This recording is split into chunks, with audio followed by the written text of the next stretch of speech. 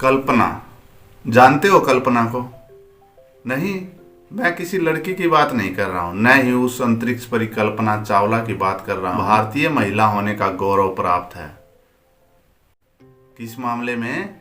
अंतरिक्ष में जाने में। जिसने अंतरिक्ष में चहलकदमी की थी, अंतरिक्ष में सैर की थी, न ही उस कल्पना की बात कर रहा हूँ। मैं बात कर रहा हूँ अपने मन में ख्याल लाने की। आप भी तरह तरह के ख्याल लाते होंगे ना। कभी मन करता होगा मैं पंछी बनकर उड़ जाऊं, ठीक है। कभी आपका मन करता होगा कि समुद्र की लहरें देखें, हम मचलता हुआ समुद्र देखें, कितना विशाल होता है। कभी मन कर सकता है आपका क्या? कभी ये भी मन कर सकता है कि आप पहाड़ देखें, जंगल देखें, वन देखें, या नहीं करता? कर सकता है। किसी भी बात की आप कल्पना कर सकते हैं। ये आपकी सोच पर निर्भर करता है कि आप क्या कल्पना कर रहे हैं। अब इसी तरह से हमारी आज की जो कविता है बांसुरी वाला, वो लिखी है सुभद्रा कुमारी चौहान ने। इसकी कवियत्री हैं सुभद्रा कुमारी चौहान, और वो कल्पना करती हैं कि वो एक नन्हा सा बालक हो। बालक भी कौन सा? भगवान श्री कृष्ण का बचपन का रूप हो। और उसमें वो क्या कल्पना करती हैं, आइए आपको इस कविता के माध्यम से समझाते हैं। अम्मा मुझे बांसुरी ले दो, अम्मा मुझे बांसुरी ले दो, मैं भी उसे बजाऊंगा। अम्मा मुझे बांसुरी ले दो, मैं भी उसे बजाऊंगा। ग्वाले का कुछ काम नहीं, ग्वाले का कुछ काम नहीं है, मैं ही गाय चराऊंगा, मैं ही गाय चराऊंगा। यूं ही कुछ दिन करते करते, यूं ही कुछ दिन करते करते, ज्यों ही कुछ बढ़ पाऊंगा। बैठ किसी रथ पर गोकुल से मैं मथुरा जाऊंगा। जो लड़ने आएंगे कुश्ती, मैं उन्हें हरा दूंगा।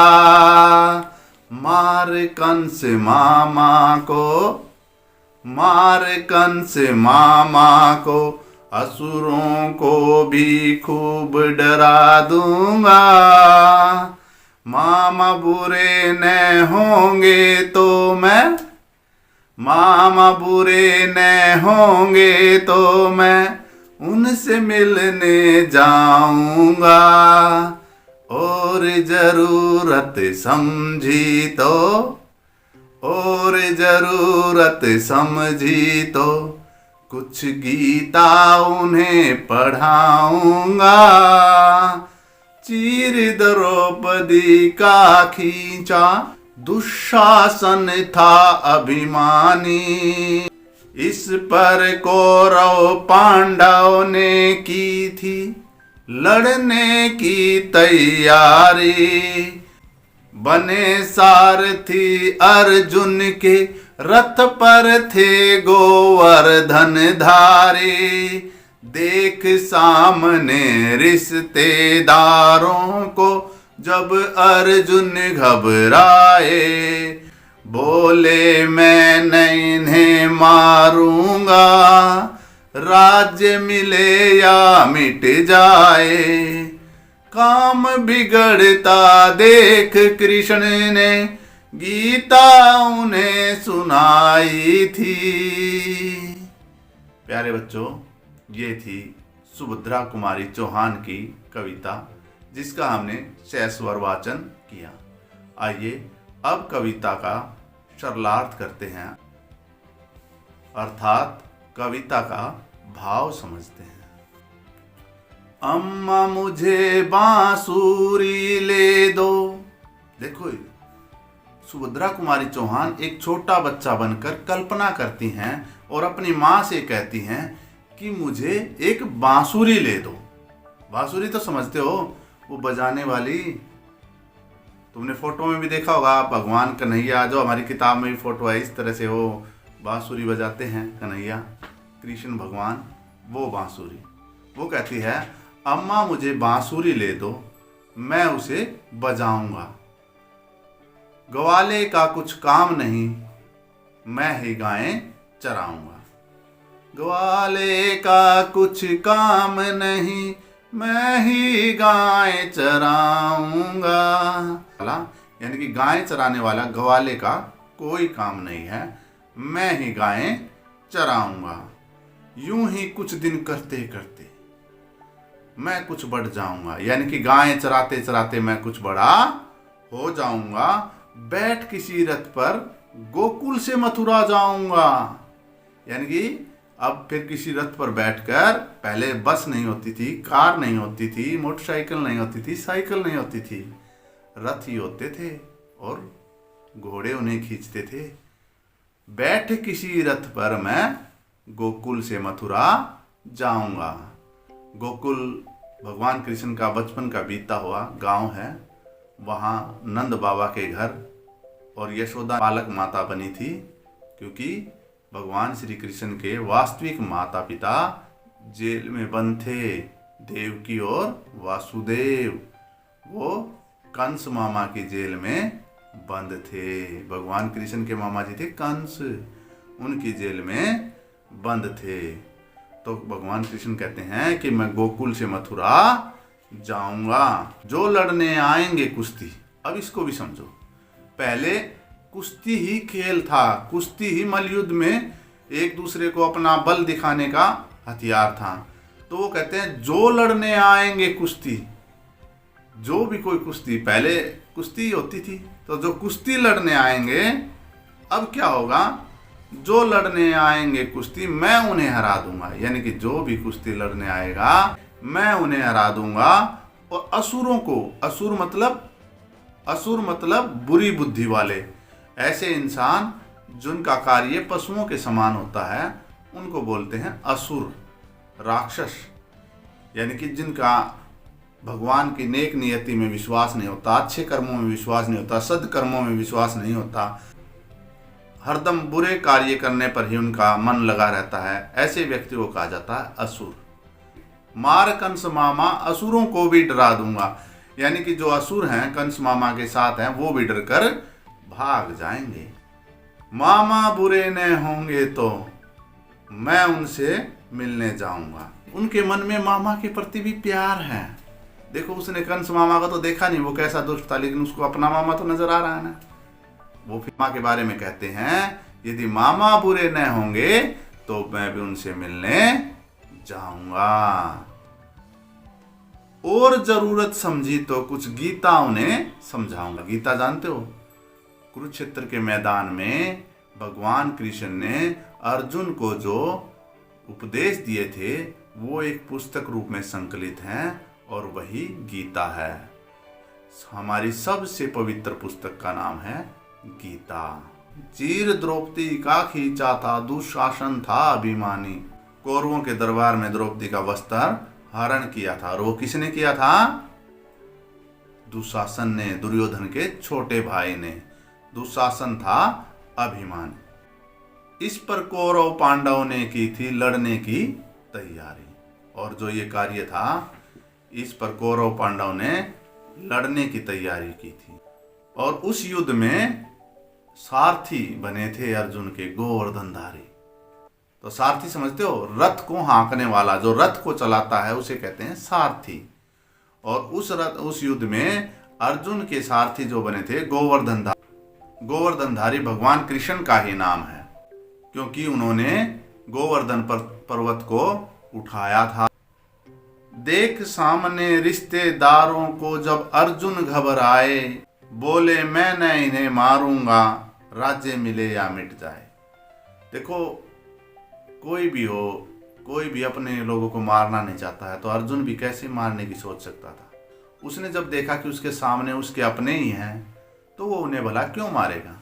बस इस विचार और इस ख्याल के आते ही उसने युद्ध का इरादा त्याग दिया। और काम बिगड़ता देख, अब भगवान ने देखा कि ये तो धर्म युद्ध है, अधर्म का नाश करना है हमें, बुराई को हराना है। और जो हमारे सिपह सलार थे, जो हमारे नायक थे, मैं मुख्य योद्धा थे, उन्होंने युद्ध करने से इनकार कर दिया। तब उनको समझाते हुए गीता का उपदेश दिया था। काम बिगड़ता देख उन्हें, गीता उन्हें समझाई थी।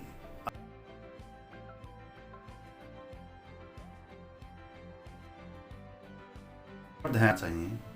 गोवर्धन पर्वत को धारण करने वाले कृष्ण, भगवान कृष्ण ने गोवर्धन पर्वत को अपनी उंगली पर उठाया था।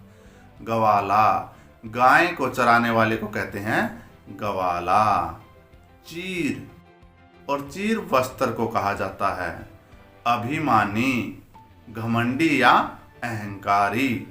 सारथी, रथ को हाँकने वाला। सारथी होता है रथ को हाँकने वाला। हर्ज, और हर्ज होता है बाधा या हानि। हर्ज होता है बाधा या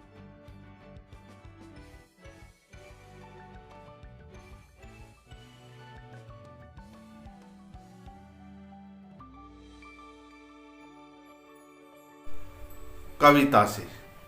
आइए अब कविता में आए हुए कुछ प्रश्नों के उत्तर जान लेते हैं। बालक माँ से क्या लेने की जिद करता है? अब ये तो आपने देखा था, कविता के शुरू में ही कहता है बालक अपनी माँ से बांसुरी मांगता है। तो बालक माँ से बांसुरी लेने की जिद करता है।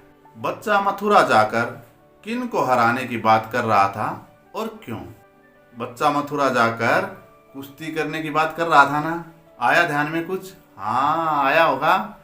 बच्चा मथुरा जाकर कंस मामा के पहलवानों को हराने की बात कर रहा था। बालक ने किसको गीता पढ़ाने की बात की है? जहां ना पहुंचे रवि वहां पहुंचे कवि। अब यहां भी कवि ने कुछ अजीब ही बात की है, एक बालक के माध्यम से कल्पना की है। वास्तव में गीता का उपदेश भगवान श्री कृष्ण ने अर्जुन को दिया था, लेकिन कवि ने एक बालक बनकर और कल्पना की है। क्या कल्पना की है? बालक ने गीता कंस मामा को पढ़ाने की बात की है। कृष्ण ने गीता का उपदेश किसे और क्यों दिया? अभी जो मैंने थोड़ी देर पहले बताया था, भगवान श्री कृष्ण ने अर्जुन को गीता का उपदेश दिया था ना। तो कृष्ण ने गीता का उपदेश अर्जुन को अधर्मियों का नाश करने के लिए दिया था।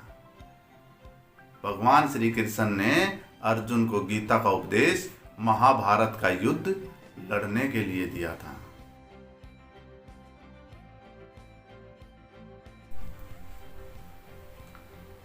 आपकी बात, ये तो आपकी बात है और मैं एक प्रश्न आपसे ही कर रहा हूं। कविता में बालक ने मामा के पास जाने की बात की है। आप अपने मामा के घर कब कब जाते हैं और वहां आपको क्या अच्छा लगता है? बताया नहीं? अच्छा, मैं ही बताऊं। चलो, आप भी कुछ सोच रहे होंगे मन में, भाई आपकी आवाज हमारे तक नहीं आ पा रही है। चलो, हम भी कुछ सोच रहे हैं। हम भी तो छोटे थे, मामा के घर जाते। हम तो मामा के घर गर्मियों की छुट्टियों में जाते थे, जब विद्यालय बंद रहता था, और खूब मस्ती करते थे। अच्छा लगता था हमें। मामा के घर के पास के जो बेर के बाग होते थे, अंगूरों के बाग होते थे, उनके अंदर घूमना फिरना टहलना। और गर्मी की छुट्टियों में अंगूर बड़े मीठे हो जाते थे और उन बागों में हम अंगूर खाते थे। इसी तरह आप भी अपने मामा के घर जाते होंगे, वहाँ भी आसपास कुछ देखने योग्य स्थान होगा। हमारे मामा के जिस तरह से बाग होते थे और वहाँ हम अंगूर खाते थे, इसी तरह आप भी अपने मामा के घर जाकर कुछ ना कुछ विशेष जरूर खाते होंगे। हाँ, कोई देखने की चीज़ भी हो सकती है, कोई दर्शनीय स्थल वहाँ जाकर भी देख सकते हैं, वो भी तो आपको अच्छा लग सकता है। और अच्छा लगना तो मन के हाथ होता है, क्या पता क्या अच्छा लग जाए। तो मामा के घर भी पता नहीं आपको क्या क्या अच्छा लगा होगा, क्या क्या लगता होगा। तो वो जो भी आपको अच्छा लगता हो, जो भी आपको पसंद हो, वो अपनी कॉपी में लिख देना है। कृष्ण के माता पिता का क्या नाम था? उनका पालन पोषण किन के द्वारा किया गया? अब जानते हो, देखो, आपका पालन पोषण आपके माता पिता ही कर रहे हैं ना, कोई दूसरा नहीं कर रहा ना। लेकिन भगवान कृष्ण के साथ ऐसा नहीं था। उनका जन्म जेल में हुआ था, उनके माता पिता जेल में बंद थे। ये बात आप जरूर पूछना अपने माता पिता से या दादा दादी से कि भगवान कृष्ण का जन्म जेल के अंदर क्यों हुआ था। चलो, जो आपसे पूछा गया है, जो हमारी पुस्तक के अंदर है, मैं उसके बारे में आपको बता देता हूँ। कृष्ण की माता का नाम देवकी था और पिता का नाम वासुदेव। उनका पालन पोषण यशोदा मैया और नंद बाबा ने किया था।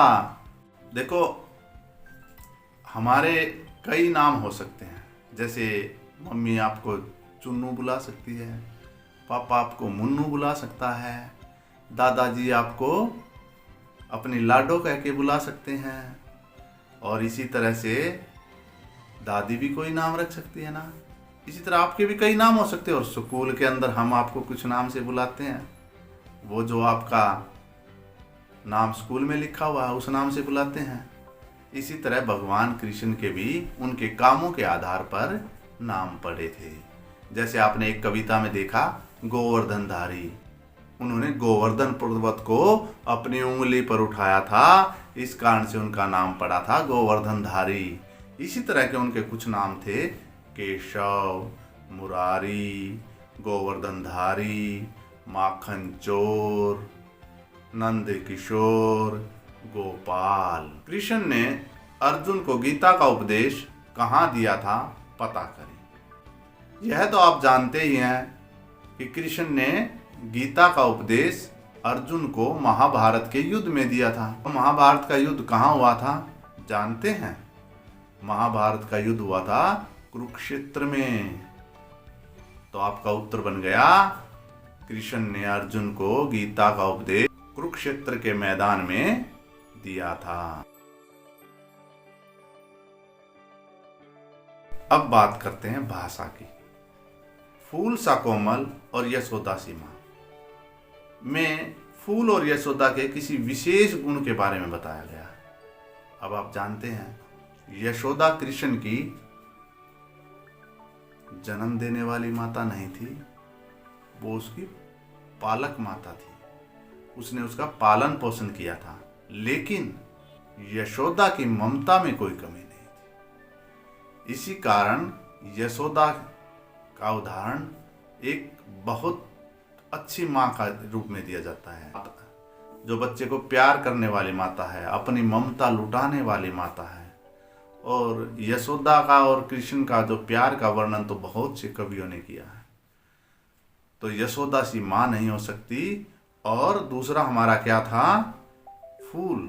फूल देखे हैं ना, फूल कितने कोमल होते हैं, मुलायम होते हैं, उनकी पंखुड़ियाँ हमें कितनी अच्छी लगती हैं, रंग बिरंगे भी सुंदर भी होते हैं, लेकिन साथ ही बहुत मुलायम होते हैं, कोमल होते हैं। फूल से जब भी कोई तुलना होती है तो कोमलपन की तुलना होती है। किसी प्रस्तुत वस्तु की उसके विशेष गुण, क्रिया, स्वभाव आदि की समानता के आधार पर अन्य अप्रस्तुत से समानता स्थापित की गई है, तो इसे उपमा कहते हैं, उपमा या तुलना कहते हैं। अभ्यास के लिए आपको कुछ नीचे नाम दिए गए हैं, हमें उनके विशेष गुण को बताना है। लक्ष्मण सा। अब लक्ष्मण जानते हो, भगवान राम का छोटा भाई था। भाई, रामायण में भगवान राम हुए ना, उनका छोटा भाई था। और वो क्या था, वीर था। लक्ष्मण सा वीर। पर्वत सा, पर्वत देखे हैं, पहाड़ देखे हैं, बहुत ऊंचे ऊंचे होते हैं, पर्वत सा ऊंचा। गंगा सा, गंगा सा पावन। पावन किसे बोलते हैं, निर्मल को, पवित्र को, स्वच्छ। गंगा सा पवित्र। जानते हैं कि गंगा में नहाने से पाप धुल जाते हैं, तो गंगा सबसे पवित्र नदी है। गंगा सा पवित्र। दूध सा, दूध देखा, रोज पीते हो, देखा देखा नहीं, पीते हो तो पता है ना कैसा रंग होता है दूध का? सफेद। कुछ देर पहले ही हम बात कर रहे थे भगवान कृष्ण के कई नाम हैं। इसी तरह से अन्य वस्तुओं के भी कई कई नाम होते हैं।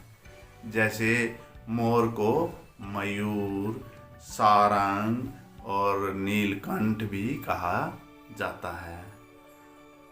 अब ऐसे शब्दों को हम पर्यायवाची शब्द कहते हैं। हमारी पुस्तक में कुछ शब्द दिए गए हैं, हमें उनके अन्य नाम यानी कि पर्यायवाची शब्द बताने हैं। पहला शब्द है हमारा दिन। दिन को क्या कहते हैं? दिवस, वार। अगला है चीर। चीर होता है वस्त्र या कपड़ा। गाय, गाय को हम कहते हैं गऊ या धेनु। रात्रि, और रात्रि को कहा जाता है रात या रजनी। माँ, माता, जननी।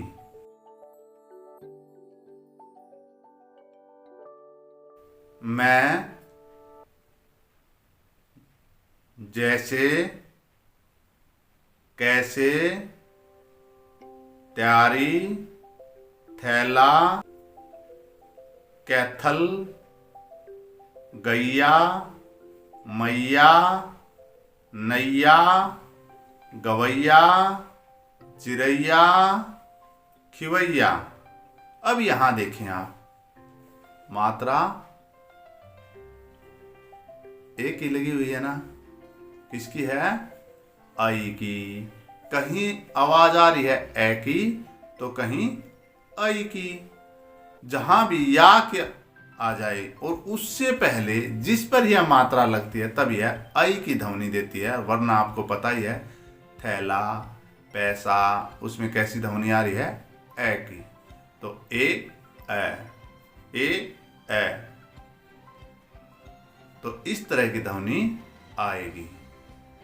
और आई की ध्वनि आएगी जब जिसके ऊपर ये मात्रा लगी हो और उसके बाद या आ जाए तो आई की ध्वनि देगी।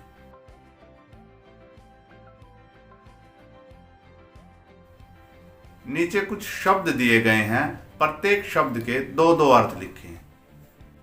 पास, पास का अर्थ होता है नजदीक या निकट। और पास और पास, पास हुए हो ना? अरे पास होकर तो अगली कक्षा में जाते हो, जिसे हम उत्तीर्ण भी बोलते हैं। तो पास के दो अर्थ हो गए, निकट और उत्तीर्ण। चीर, चीर मैंने चीर का अर्थ होता है चीर, चीर का अर्थ होता है कपड़ा या काटना। कृष्ण, और कृष्ण तो भगवान कृष्ण का नाम है और इसका अर्थ होता है काला या आकर्षित करने वाला, लुभाने वाला। उत्तर, उत्तर तो तुम रोज ही देते हो। अरे प्रश्न का उत्तर ही तो देते हो। उत्तर, उत्तर का अर्थ हो गया जवाब, और एक दिशा भी तो है, पूर्व, पश्चिम, उत्तर, दक्षिण। तो उत्तर हमारी एक दिशा। पत्तर, पत्तर माने होता है भाई पत्ता, जो पेड़ का होता है पत्ता। और चिट्ठी, जो आजकल लोग भूल चुके हैं। चिट्ठी आती है कभी घरों में? बहुत कम आती है। जब हम छोटे थे तब बहुत आती थी। चश्मा, और चश्मा, ये वाला चश्मा, ये जो मैंने लगा रखा, ये चश्मा, इसको ऐनक भी बोलते हैं। और एक चश्मा होता है पहाड़ से जब पानी नीचे गिरता है तो उसे भी चश्मा ही कहा जाता है। उसे कहा जाता है झरना। उसका झरने को चश्मा भी कहा जाता है।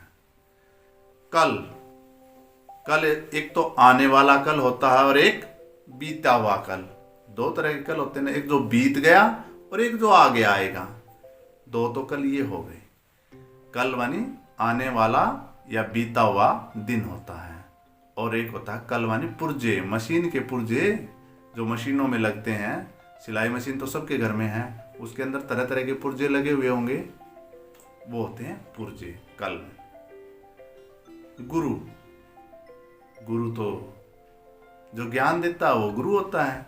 उसे एक तो हम शिक्षक कहेंगे और दूसरा गुरु होता है बड़ा।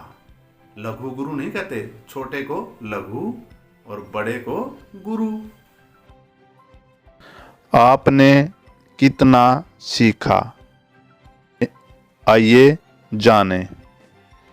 सही विकल्प पर ठीक का निशान लगाएं। अम्मा शब्द से मिलता जुलता शब्द है पिताजी, बाबूजी, मौसी जी, माताजी। सोचिए क्या सही है। बिल्कुल सही बताया, माताजी। कंस श्री कृष्ण के क्या लगते थे? पिता, नाना, मामा, चाचा। सोचिए। हाँ, मामा लगते थे। देवता का विलोम दानव है तो असुर का विलोम क्या होगा? सूरवीर, सूर, सुर, शौर्य। बिल्कुल ठीक, सुर होगा। अम्मा मुझे बांसुरी ले दो, मैं भी उसे बजाऊंगा। वाक्य में रेखांकित शब्द का पद क्या है? संज्ञा, सर्वनाम, विशेषण, परविशेषण। अब देखिए, मैं संज्ञा के स्थान पर प्रयोग हुआ है तो ये हो गया सर्वनाम। तो इसका उत्तर होगा सर्वनाम। मैं भी मथुरा जाऊंगा। वाक्य का काल स्पष्ट करें। अब यहां देखो, मैं भी मथुरा जाऊंगा, वो अब मथुरा में नहीं है, न पहले था, वो जाएगा यानी कि भविष्य में जाएगा। तो यहां पर हो गया हमारा भविष्य काल। श्री कृष्ण का जन्म कब और कहां हुआ था? श्री कृष्ण का जन्म भाद्रपद की कृष्ण पक्ष की अष्टमी को मथुरा के कारावास में हुआ था। श्री कृष्ण का लालन पालन किसने किया था? श्री कृष्ण का लालन पालन यशोदा मैया और नंद बाबा ने किया था। श्री कृष्ण का जन्म देने वाले माता पिता कौन थे? श्री कृष्ण की माता का नाम देवकी व पिता का नाम वासुदेव था। दिए गए शब्दों का प्रयोग करते हुए वाक्य बनाकर लिखें। अभिमानी, रावण बहुत अभिमानी था। सारथी, श्री कृष्ण अर्जुन के सारथी बने थे। मिलान करें। अब देखिए, पहला वाक्य है गोवर्धन पर्वत को धारण करने वाला।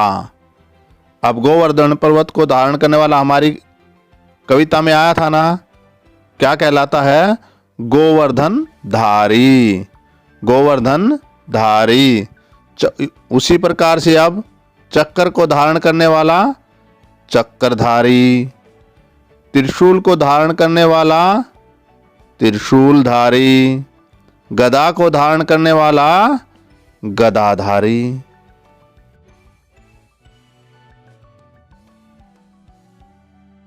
तो आज हमने पढ़ी कविता बांसुरी वाला, और इसकी कवयित्री कौन थी? सुभद्रा कुमारी चौहान। इस कविता में हमने देखा कि एक नन्हा बालक अपनी माँ से बांसुरी की मांग करता है और वो खुद को क्या मानता है?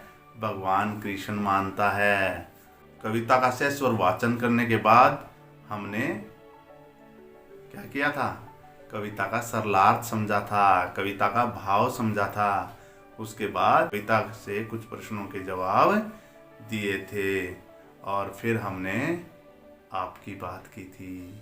कविता से आगे की बात हुई थी, भाषा की बात भी हुई थी और भाषा की बात के अंतर्गत आज हमने उपमा के बारे में जाना था, तुलना करने के बारे में जाना था, लक्ष्मण सा वीर।